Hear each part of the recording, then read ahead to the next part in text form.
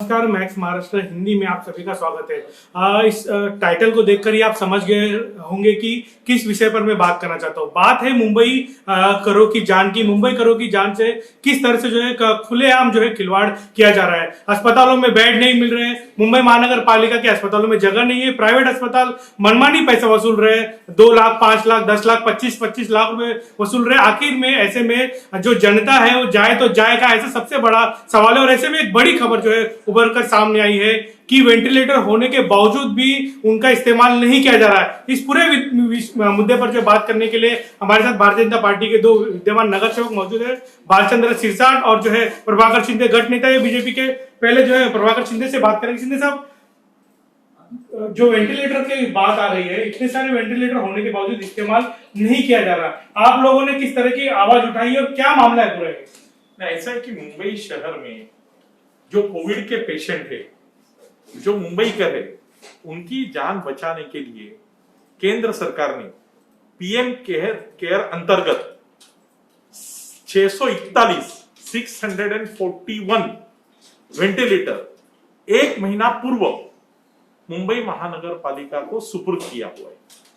लेकिन आज की वस्तुस्थिति ऐसी है कि यह वेंटिलेटर, उसका जो इंस्टॉलेशन है वो नहीं हुआ है और उसके कारण का न होने की वजह से मुंबई करो की जान जा रही है। और इसको हमने उठाया, हमने आयुक्त से ऐसा पूछा कि इसके इंस्टॉलेशन न होने की कारण क्या है, इसकी वजह क्या है, इसके लिए कौन जिम्मेदार है। मुंबई महानगर पालिका में सत्ता में जो लोग बैठे हुए हैं, उनकी संवेदनहीनता इतनी है कि पीएम केयर से 641 वेंटिलेटर आने के बाद मुंबई के अस्पतालों में उसका इंस्टॉलेशन नहीं हुआ। और मुंबई महानगर पालिका की जैसी एक बहुत ही मशहूर महानगर पालिका उस वेंटिलेटर को ऐसे के ऐसे रखा है। आप सभी अस्पतालों में अगर जाएंगे, मैं जाके आया मुलुंड के सावरकर अस्पताल में, मैं गया, वहां वेंटिलेटर पड़ा हुआ है, वैसे का वैसे बॉक्स में पड़ी हुई है। मुलुंड का अग्रवाल हॉस्पिटल है, वहां भी वैसे के वैसे बॉक्स में पड़ी हुई है। विक्रोली का शुश्रूषा अस्पताल भी जो है उसमें भी वैसा ही पड़ा है। तो इसके बारे में हमने आवाज उठाई और हमने आयुक्त से, महापौर से और मुंबई में बैठी हुआ जो सत्ताधारी है उनसे सवाल पूछा है कि इसके लिए कौन जिम्मेदार है। आप मुंबई के जनता को उत्तर दीजिए और मुंबई में जो चुन के आए हुए लोकनियुक्त प्रतिनिधि है उनको भी जवाब दीजिए, क्योंकि आज भी एक विदारक वस्तुस्थिति है कि मुंबई में आज भी पेशेंट को वेंटिलेटर न मिलने के लिए पेशेंट की जान जा रही है। और पीएम केयर फंड से 641 वेंटिलेटर आने के बाद भी मुंबई महानगर पालिका उसका इंस्टॉलेशन नहीं कर पाई। और इसके लिए हमारा सवाल ऐसा है कि जो मौतें हुई है उसकी जिम्मेदार कौन है? इसका जिम्मेदार पूरी तरह से मुंबई महानगर पालिका का आयुक्त और मुंबई महानगर पालिका के सत्ता में बैठे हुए लोग। लेकिन मुंबई महानगर पालिका में तो सत्ता में सहभागी आप लोग भी उनके साथ में। हम सत्ता में सहभागी नहीं है, हम तो पहरेदार है। ये कैसे पहरेदार? देखो, हम पहरेदार है, जहां जहां कोई गैर काम होता है वहां वहां हमने आवाज उठाने का काम किया। 5 जून को आप देखिए, हमने आंदोलन किया, एमसी के केबिन के बाहर किया। क्यों किया था? तो मुंबई शहर में जो प्राइवेट अस्पताल है, जहां लोगों की लूट चालू है, 80% बेड्स ताबे में लेना चाहिए, ऐसा सरकार का जिया है, शासन का जिया है। उसके बावजूद भी उसको ताबे में नहीं लिया है। उसका रेट कार्ड बनाओ, इसके लिए भी हमने आंदोलन किया। दूसरा ऐसा है कि मुंबई महानगर पालिका में जो खरीदी हो रही है कोविड के अंतर्गत, उसमें भ्रष्टाचार हो रहा है। 16 जून को हमने उसके खिलाफ भी आंदोलन किया और वेंटिलेटर का प्रश्न भी हम नहीं उठाया। जो अच्छा काम है उसके लिए हम समर्थन दें, लेकिन मुंबई करों के हितों में बाधा आने वाली जो भी चीज है वहां हम पहरेदार की भूमिका निभाएंगे। ठीक है, पहरेदार की भूमिका निभाएंगे कह रहे हैं। मुंबई की महापौर से जो है किशोर पेडनेकर से भी हमने बात करने की कोशिश की। उनका यही जवाब था कि इंस्टॉलेशन के लिए जो है लोग नहीं है। ये जवाब जो है कुछ समझ में नहीं आया। क्या आपको जवाब जो हजम हो रहा है शिक्षक साहब की इंस्टॉलेशन के लिए लोग नहीं है? मुंबई महानगर पालिका में इंजीनियरिंग डिपार्टमेंट है और सबसे बड़ा इंजीनियरिंग डिपार्टमेंट, और वहां पर टेक्नीशियंस है, इंजीनियर्स है, और जो कंपनी ये प्रोवाइड करती है कंपनी का टेक्नीशियन भी उपलब्ध होता है। उसके बावजूद अगर इंजीनियर नहीं है, टेक्नीशियन नहीं है, ऐसा उनका कहना है, तो उन्होंने प्रूफ देना चाहिए। क्या एक भी इंजीनियर नहीं मिला? 641 वेंटिलेटर ऐसे के ऐसे पड़े हैं, इंजीनियर टेक्नीशियन की कमी हो, 40 हुए, 600 बाकी है, यहां तो एक भी इंस्टॉलेशन नहीं। और क्या कोविड का पेशेंट जिसको वेंटिलेटर की आवश्यकता है वो इनके टेक्नीशियन के लिए रुकना है? उसकी तो जान जा रही है। इस प्रकार का उत्तर मुंबई के महापौर से अपेक्षित नहीं है। मुंबई का महापौर का ध्यान खाने का कॉन्ट्रैक्ट, सामान का कॉन्ट्रैक्ट, डेड बॉडी का कॉन्ट्रैक्ट के ऊपर है, जो मुफ्त में आए हुए मुफ्त वेंटिलेटर के ऊपर नहीं है। आप लोगों ने आंदोलन किया कि जो मुंबई महानगर पालिका है ठीक तरीके से काम नहीं कर रही, भ्रष्टाचार हो रहा है, लेकिन क्या आप लोगों की आवाज सुनी जा रही है मुंबई महानगर पालिका में? लग रहा है आप लोगों को आवाज निश्चित रूप से सुनी जाएगी, मुंबई की जनता के न्यायालय में सुनी जाएगी, सुनी जा रही है, सुनी जाएगी। आज इतने पत्र लिखने के बाद, इतने आंदोलन करने के बाद भी यह सत्ताधारी महाविकास आघाड़ी नींद में है, और जो नींद में है उसको जगाया जा सकता है, लेकिन जो नींद का ढोंग कर रहे हैं उसको जगाया नहीं जा सकता।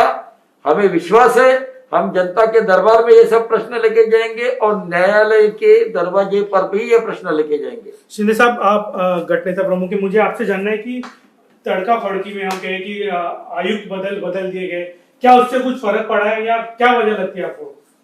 देखो, आयुक्त बदलने से फर्क नहीं होता है। अगर हमारी कार्यशैली मुंबई करों के प्रति अगर हितों की रहेगी तो ही बदल आएगा। वो आज भी नहीं दिख रहा है, आज भी नहीं दिख रहा है। कल मुंबई के महानगर पालिका आयुक्त ने एक इंटरव्यू में ऐसा कहा कि 250 आईसीयू बेड हमारे पास है। कहाँ है? कौन से हॉस्पिटल में? मुंबई महानगर पालिका आयुक्त हमें लिस्ट दे दे, क्योंकि आज भी परिस्थिति ये है कि मुंबई शहर में लोगों को बेड नहीं मिल रहे। आज भी यह परिस्थिति है, और इसके लिए मुंबई महानगर पालिका आयुक्त का तबादला होने से कार्यशैली बदली नहीं, लेकिन अगर ये परिस्थिति अगर नहीं सुधरती है, जैसे कि एक के बाद एक जो है शिवसेना पर जो है सीधे तौर पर आरोप लग रहे हैं, मुंबई महानगर पालिका का भ्रष्टाचार सामने आ रहा है, लोगों की जाने जा रही है, ये आप लोगों की आवाज नहीं अगर सुनी जाती तो फिर आप लोग ऐसे में करेंगे क्या, और खास करके जनता क्या करेगी? जैसे मेरे साथी ने आपको बोला कि हम जनता के दरबार में इसको लेके जाएंगे, और हमारा पूरी तरह से हमें खातरी है कि जनता इसका न्याय करेगी।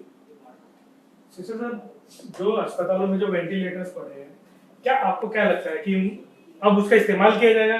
आप लोगों को आप महीना भर हो गया इन सब चीजों को, आप कह रहे हैं कि 1 महीने से जो चीजें पड़ी हुई है इस्तेमाल नहीं किया जा रहा, क्या आप जाकर आनंद पालन में काम होगा इन सब चीजों पर? अभी प्रशासन को निश्चित रूप से नींद खुलेगी और इंस्टॉलेशन शुरू होगा, ऐसे अपेक्षा करते हैं। आज हमारी अधिकारियों से भी बात हुई है, और इस माध्यम से, आपके माध्यम से हम महानगर पालिका अधिकारी और लोगों तक पहुंचे हैं, और अगर ये 600 लोगों को वेंटिलेटर मिलता है तो हमें लगता है हमारा जो आज का जो आंदोलन है वो सफल हुआ। आंदोलन सफल हुआ, क्योंकि जिस तरह से जो है अहम मुद्दा है, काफी वेंटिलेटर्स का मुद्दा जिस तरह से उठाया है भारतीय जनता पार्टी ने, काफी अहम मुद्दा है। मुंबई की महापौर ने जिस तरह का बयान दिया, उनसे बात करने की कोशिश की तो उनका यही कहना था कि जो है लोग नहीं है। मैं तो ये कहना चाहता हूँ कि साफ तौर पे कि जिन लोगों के जो लोग अपनों को खो रहे हैं, रोजाना मुंबई में कई लोगों की जान जा रही है, वो तैयार है। अगर टेक्नीशियन आप लोगों को नहीं मिल रहा है तो जिन लोगों पर बीत रही है वो अपने टेक्नीशियन का अरेंजमेंट खुद कर लेंगे। महापौर जो है खुले तौर पर ये कह दीजिए कि हम इन सब चीजों के लिए सक्षम नहीं है, हम कुछ भी नहीं कर सकते, तो मुझे लगता है कि आने वाले दिनों में जो है आम जनता जो है खुद ही तैयारी कर लेगी। क्योंकि हमने देखा है कि किस तरह से जो है एम्बुलेंस नहीं मिलने के चलते लोग जो है डेड बॉडी टैक्सी पर भी ले जा रहे हैं। कई शहरों की इसी तरह की तस्वीर है, कई रिक्शा में डेड बॉडीज को ले जा रहे हैं। तो मुझे लगता है ये तस्वीर जो आने वाले दिनों में मुंबई में देखने मिल सकती है, जिस तरह का बर्ताव किया जा रहा है। देखिए, माइग्रेंट लेबर के बारे में जैसा राज्य शासन ने जैसा रुख अपनाया, माइग्रेंट लेबर को संभालने के लिए राज्य शासन सक्षम नहीं थी। वो सभी माइग्रेंट लेबर अपने अपने प्रांत में मजबूर होके चले गए। ऐसे ही मुंबई कर मजबूर हो गए और अपना कदम उठाएंगे, और उसका नेतृत्व भारतीय जनता पार्टी करेगी। क्योंकि आज तक 25 खत मैंने मुंबई महानगर पालिका आयुक्त को लिखा हुआ है, एक भी खत का आज तक मुझे जवाब आया नहीं।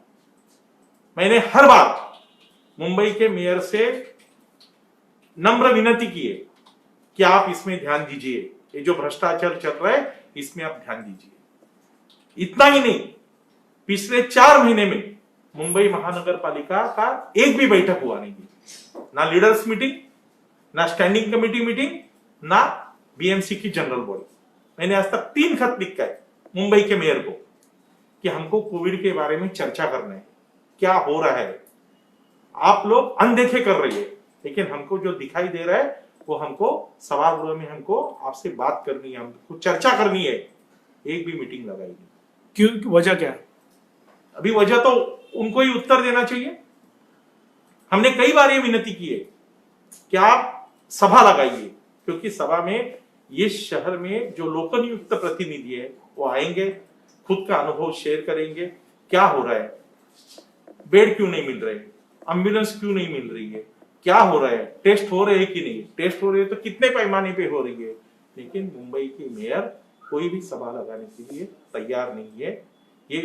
ये बहुत बड़ा सवालों के जवाब देने से डर है।